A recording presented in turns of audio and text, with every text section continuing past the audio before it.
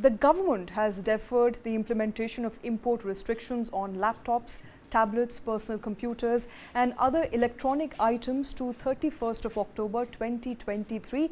This essentially means that import of such items will be restricted from 31st, and one will need to obtain a license to get these items. The primary objective is of course to promote local manufacturing and curtail imports of these items from China, which currently holds about 88% of the import share. There are exemptions of course, and we'll discuss all those exemptions as you can see on your screens, but let's quickly understand what this means. Essentially, Karthik Malhotra is joining us. We've been tracking this story. This essentially, from what I understand, Karthik, is that government said, okay, so let's ban this, came up with a policy document, amended the rules, notification was sent out, suddenly there were jitters, a lot of people started protesting, including a lot of people who really understood that this means PCs will get expensive, laptops will get expensive, and then next day government comes out with a fresh notification giving at least a 3-month deadline. So, Shweta, I think 3 points here. Number one, obviously PCs, laptops, tablets are going to get expensive. They don't get expensive starting today. They'll start getting expensive maybe starting 1st of November, which happens to be the new deadline. And we have become a little accustomed to seeing the government sort of, do the seesaw to and fro. You launch a policy. It seems to be not fully baked, fully cooked. You get to start tinkering it, and then you defer dates and you change rates and you do all of that. We've seen enough and more examples of that. So I think let's not get into that criticism right now. That's a different debate altogether. I see this whole import restriction as 3 areas of impact. Number one, obviously by force you push for Make in India. You push for that 17,000 crore rupee PLI for IT hardware. Is it the most efficient way to encourage manufacturing? I don't know. Second, you want to hit China where it hurts the most. We have imported about $8 billion plus of laptops, PCs, tablets in the last financial year. A good almost 60% of that came from China. About $5.5 billion or so of our hardware imports on electronics used in computers and accessories came from China. Of course, our overall import bill with China is in excess of $80 billion. So there's $5 billion taken away from China in an election year. Great job. Obviously, China gets hurt, we feel happy. So from a political standpoint, geopolitical standpoint, okay, sure. Of course, the most neglected and the most hit audience in this is the middle class, is the Indian citizen, who will have to shell out more money to get access to PCs and tablets and laptops. And that is where the story really starts to smell. And the problem then obviously emerges from the fact that what is industry going to do about it? Because setting up factories overnight is obviously not easy. Finding new suppliers from other parts of the world, whether it is Vietnam or Thailand. And apparently this import restriction is not only to hurt China, but we also want to see what our FTA with, let's say, UK is and what our trade with Japan is, which also become essential, suppliers of components. So broadly, it's a customer who gets hit. Eventually, you will be in a situation that your PCs, your tablets, your laptops become more expensive, and you wouldn't have a choice but to sort of, pay for them. Last I checked, I think we had 3.9 million units of laptops imported in the quarter ending March 2023. This industry is set to grow double digit, about 11% or so this year, 13% next year. These are old estimates. I don't know how true they are going to be today with this import restriction set in. But an industry which was growing double digits, it was a fairly liberalized sector where you had likes of HP and Asus and Dell and Lenovo from multiple countries, originating from multiple countries, making their way into India, into offices and homes of the population at large. And obviously this section of society is now going to have to pay a higher value. Let's quickly get in Avni Jain, who's an economist with HDFC Bank, who's joining us on the show. Also with us is Kumardeep Banerjee, Country Director, ITI Council. Both of you, thank you so much for taking time out. I want to come to you first, Avni. How feasible is a restriction like this? Or rather, the government rolls out a restriction saying that starting today with immediate effect, you cannot import so and so items. And then 2 days later comes up with a clarification. that, okay, do it for now, but we're giving you 3 more days to find different supply, 3 more months to find different supply chains, etc., etc. So, firstly, to begin with, a policy directive of this nature, to come up with such a policy directive without obviously holding stakeholder discussions, how feasible does this look to you? So I think I would see it in the light of the PLI scheme, which the PLI scheme of the IT hardware sector. So they have announced it in May. So from that, it seems like they want to push it further. So like if you look from that angle, it makes sense. But yes, like the ban and then the deferral of the bank shows that they did not think it through, and then at the last moment when a lot of people would have objected and industry would have gone and spoken that this is not done and how the work and the business as usual would prevail, then they try to extend it. But at the end of the day, it should be seen in the light of the PLI scheme and the push towards it. Avni, in today's day and age, do these restrictions really, stand the test of time?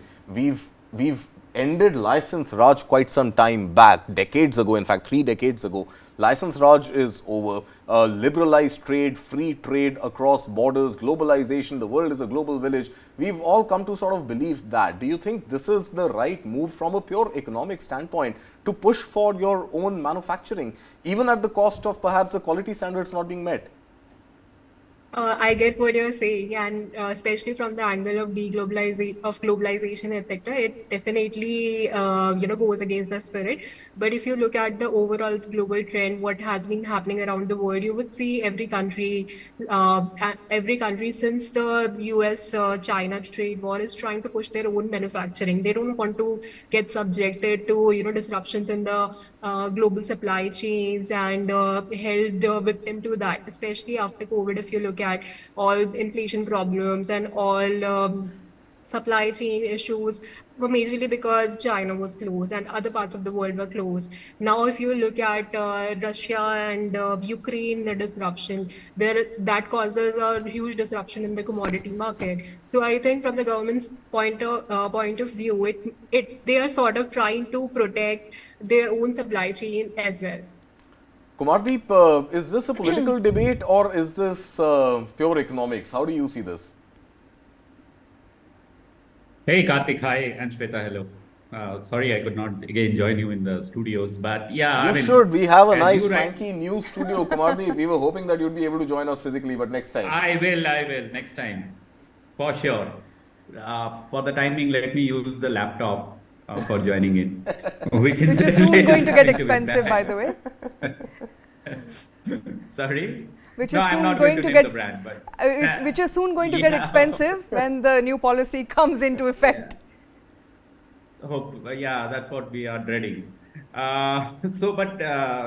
Coming straight to what Karthik asked, Karthik, you answered the question yourself that it's more of a geopolitical debate currently, and it's political, but it's geopolitical, more or less.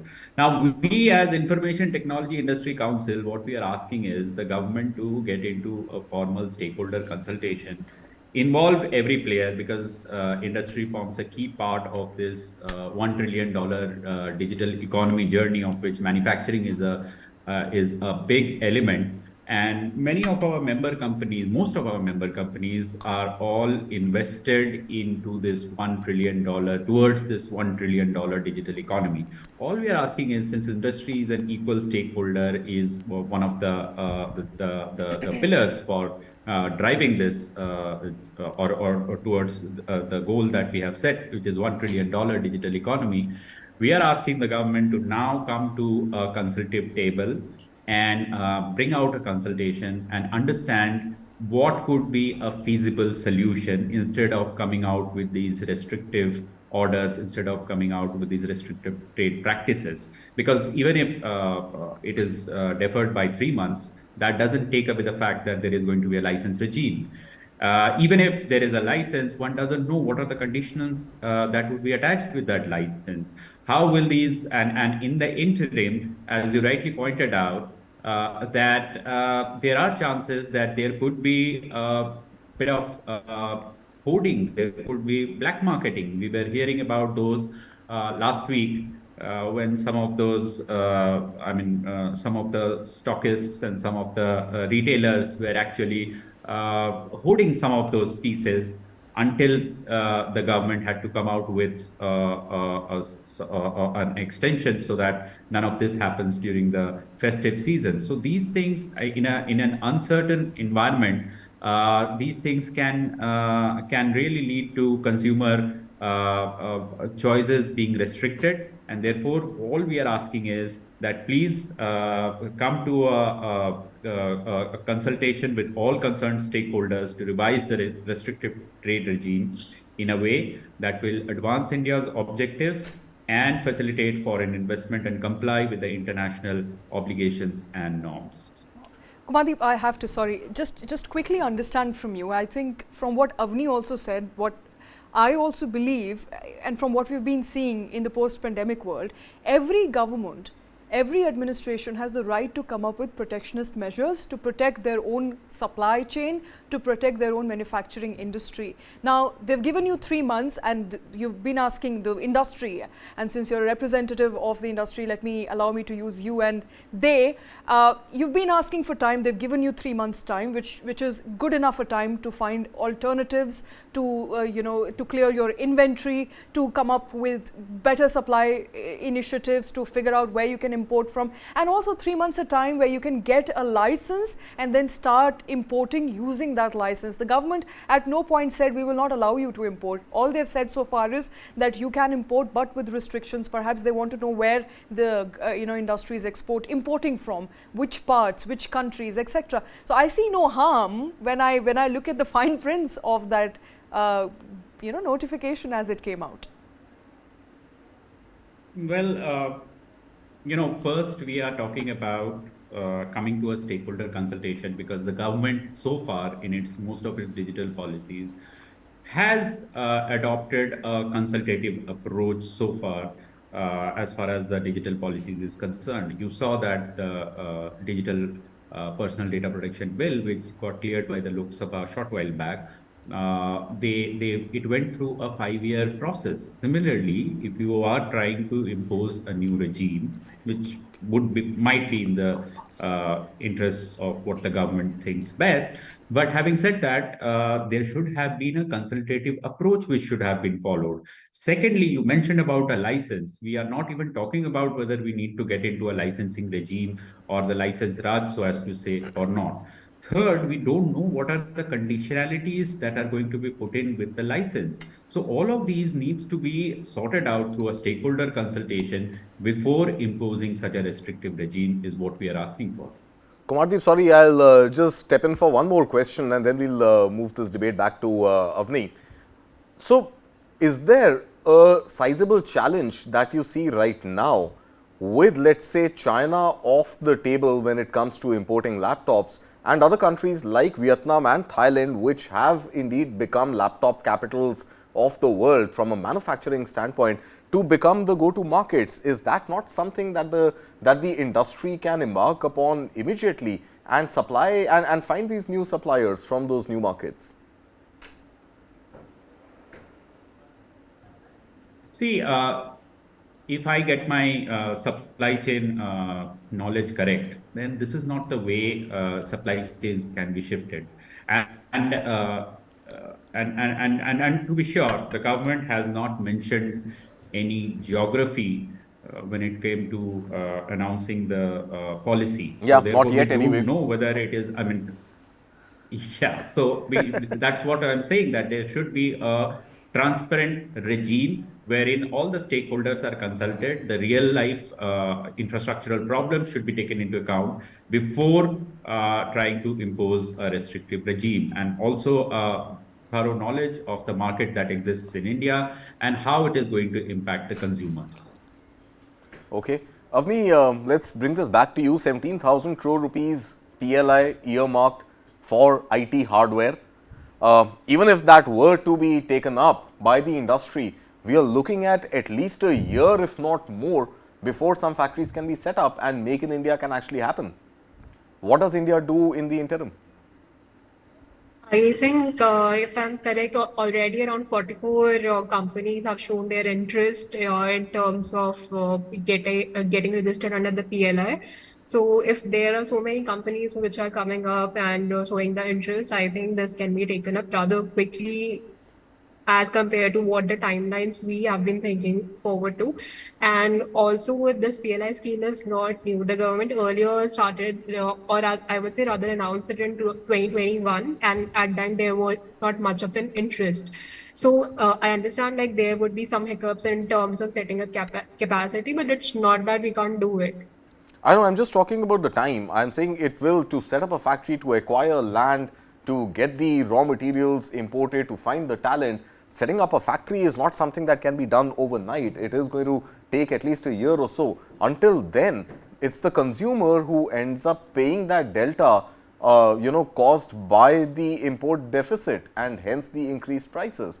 So, where does this leave us for, let's say, the next 1 year, 1.5 years, until we find Make in India laptops? Which right now, I think honestly, apart from the Geo book that just got recently announced, we don't have too many options in India. If you look at the stacking order, it is HP, it is Asus, it is Dell, it is Lenovo, and all of these are imported. So, what does India do in the interim? Because this industry is a high demand industry. It will have to continue growing in double digits to just meet the needs of the public. And I'm not really talking about contributing to GDP yet. I mean, that is a secondary sort of requirement. I agree with respect to the disruptions point that you are coming up with, that it is going to cost consumers a lot, and in terms of work, etc., also it is going to disrupt the entire chain of services, etc. Yes, it's going to. I would say disrupt. I won't say like it would make it rather a make or break case, but yes, disruption is definitely going to be there. And from a consumer standpoint of view, I would see it as in between. If you remember, there was a semiconductor shortage which led to disruption in the auto industry. So something of those sorts. And perhaps like if there is so much disruptions, then the government might again extend the timeline Yet or another flip flop, give yet another something to the seesaw, yet industry. another change in timeline. Kumardeep, before I let you go, one final question. In the short run, next 1 year to 18 months, let's say by the time elections end over and the new government is in place, what is the kind of delta that consumers should expect on their laptops, PCs, tablets? How much more How will they have to shell expensive out? do they get? Percentage terms. I think you're on mute, Kumardeep. Sorry, I am neither a cephalogist, neither am an astrologer. So I'm just giving, it's I'm using elections as a timeline, nothing else. yeah. So I was coming to that point that elections are around the corner, and we are talking about a knowledge economy, a digital economy, which is powered by laptops, tablets, and we have seen that the And a government's record number of middle focus. class citizens paying enormous taxes, highest ever number of taxpayers. And the current digital economy, if you see, is driven by the startup sector and the services industry, all of whom have to rely on these tablets, laptops for their day-to-day functioning. Also, with the COVID-related restrictions and different kinds of restrictions coming in due to either natural disasters or something like that, laptops and PCs have become a commonplace for How much more everybody to expensive will they continue with get? their normal work. Kumardeep, we are So running out of time. How much more expensive should we expect them to get in the next 1 year? I am not going to predict that Okay, at no all. problem. We'll Okay, not I'm hold we're you not to going it. to hold you to an answer. I hope that it doesn't, Right. and we come to an amicable solution in the interim. All right, Kumardeep, Avni, thanks very much both of you for taking time out. We're going to absolutely bring you those figures if and when they get expensive, Karthik, especially to you and to our viewers.